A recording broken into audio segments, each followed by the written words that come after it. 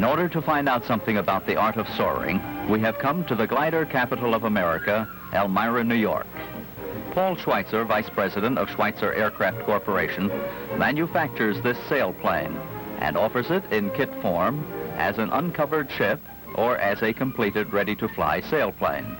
We thought he'd be just the man to tell us about it.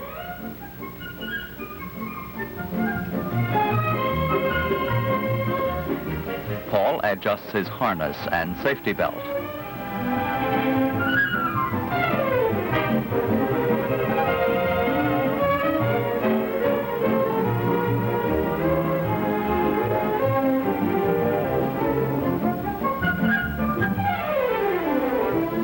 Our friend Chet Decker, holding the tow rope, was national soaring champion in 1936 and again in 1939, winner in distance, duration, and altitude. Paul explains how the controls work. The stick operates the elevator and ailerons. Forward tilts the nose down, back brings the nose up. Pushing the stick from one side to the other operates the ailerons, which control the tilt or banking of the ship.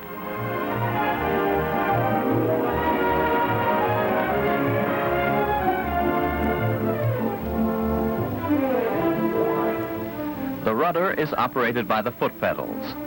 Actually, in flight, the pilot uses a combination of all three controls in almost all of his maneuvering.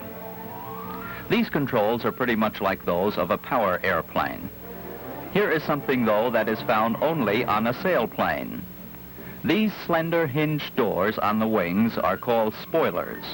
Because of the tremendous lift of the wings, it is necessary to disturb this lift when making a landing, so that the pilot can make his ship settle where he wants to.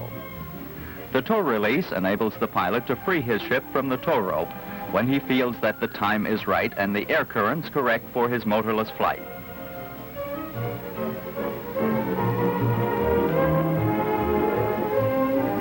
Now let's watch how it's done. Chet attaches the tow rope, which is about 250 feet long. Then to the tail hook of the tow plane. The tow plane is a Stearman, which, although it is somewhat old-fashioned looking, makes an excellent tow plane because of its slow speed and fast rate of climb. It was also used as a trainer in World War II. All set? Okay. Let's button up.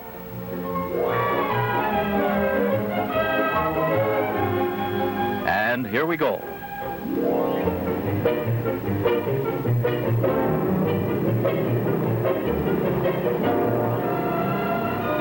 As you can see, Paul is airborne after only a short roll. The tow plane takes a little longer.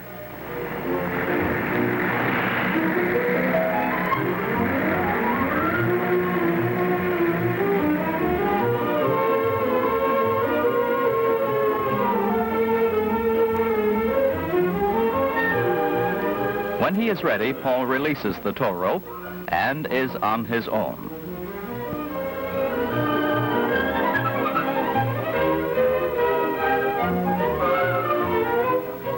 He takes a few turns around the field and then comes back for a landing.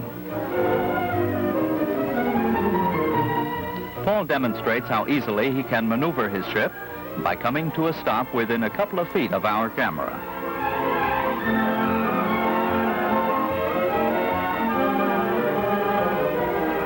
Thanks a lot, Paul.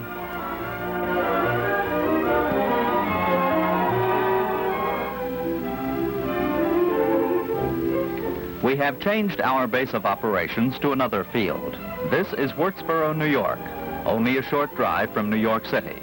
And this is a real flying family. This little girl is Susan Wagner, grandchild of Mr. Herman Kershaw.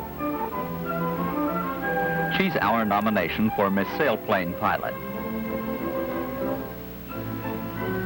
Young Alan Van Name, grandson, and Mr. Kershaw, who built this fine Kirby gull himself. He has been active in soaring for a quarter century and was a charter member of the Metropolitan Air Hoppers. This is Steve Venice, who will fly the tow plane. No, not by the handlebars.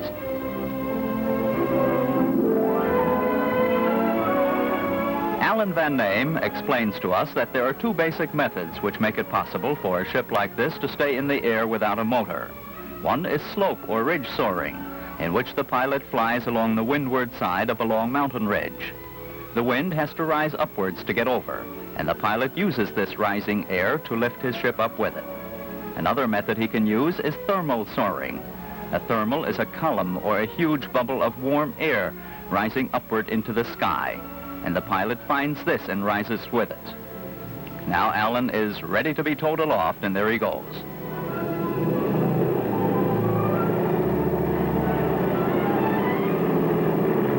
He drops his wheels, which he uses only for takeoff.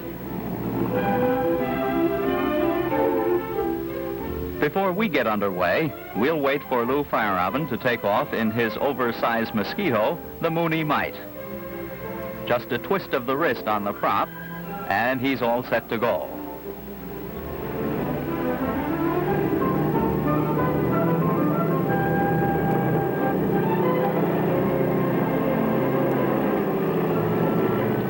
That is the smallest commercially built plane, by the way.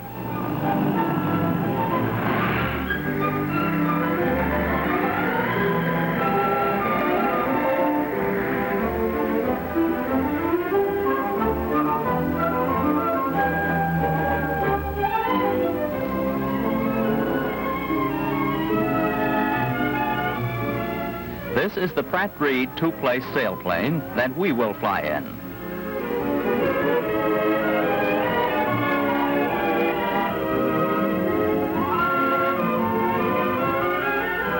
And here comes Steve now with the tow plane.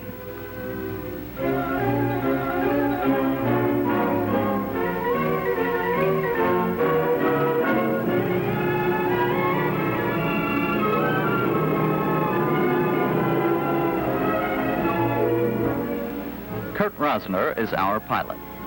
This should be quite an experience, and if you have never flown in a sailplane either, why don't you join me and see what it feels like?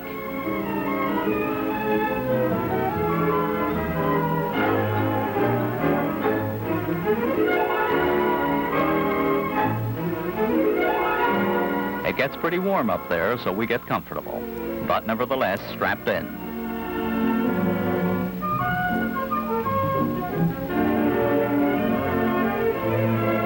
I guess we're about set. Ginny Bennis hooks us up.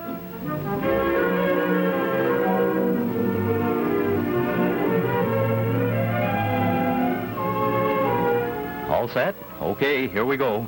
Stay with us now.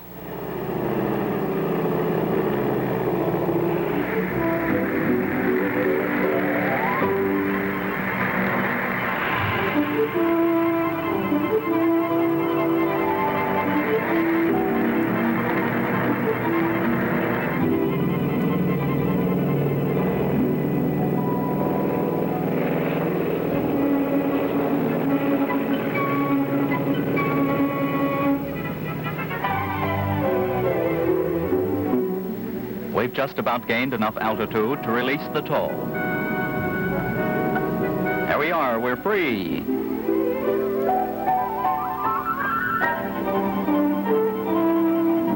Nothing but the wind keeping us aloft.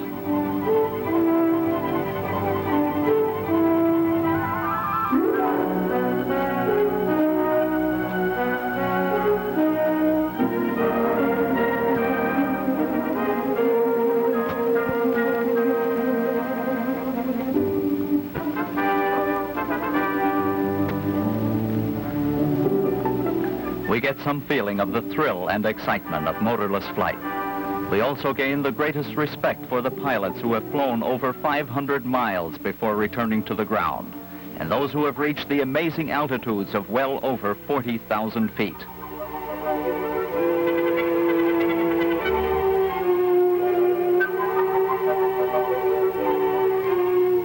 Let's see if we can catch up to Alan in the Kirby Gull. There he is now. We'll try to keep up with him, though it's quite a trick. We're both dependent on different air currents, and it's hard to stay together.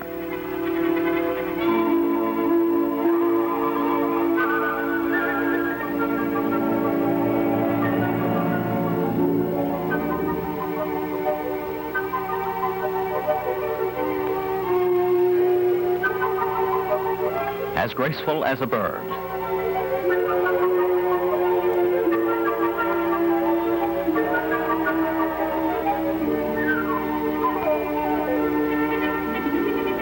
Alan can stay up longer with his high-performance gull, but it's time for us to be coming in for a landing. Watch now.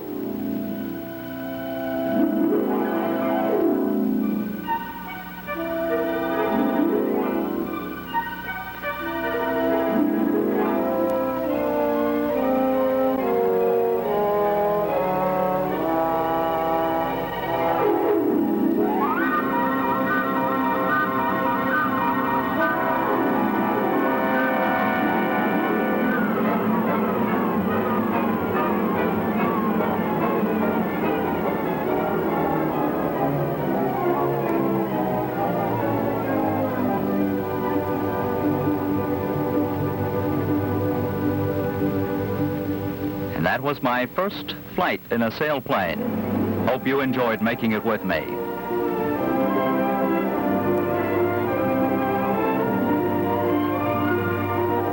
And here comes Alan with the Kirby Gull.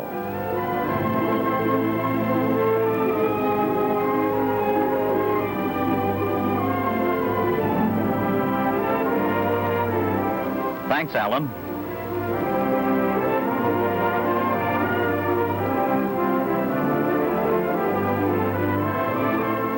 Hope that you enjoyed being with us and finding out something about the unusual and thrilling sport of soaring.